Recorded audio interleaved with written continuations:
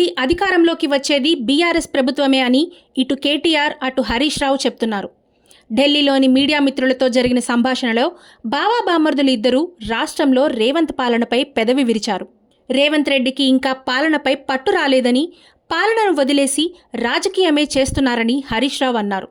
అధికారం మా చేతుల్లో అన్నారంటే అది వారి చేతకానితనమన్నట్టే అంటున్న ఆయన, ప్రజలు ప్రస్తుత ప్రభుత్వానికి గత ప్రభుత్వానికి వ్యత్యాసం గమనిస్తున్నారని అన్నారు. అనర్హత వేటుపై సుప్రీం తీర్పు ప్రకారం 3 నెలల్లో నిర్ణయం తీసుకోవాలన్నారు.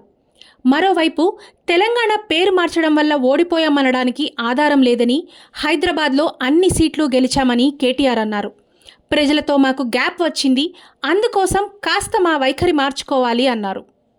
మాకు అహంకారం ఉందని సృష్టించారు, కానీ ఆత్మవిశ్వాసానికి అహంకారానికి తేడా తెలియని వారే మాతో పోటీ పడలేక తప్పుడు ప్రచారాలు జరిపారని, సంచులతో దొరికినవాడు ఈరోజు సీఎం అయ్యాడని కేటీఆర్ అన్నారు.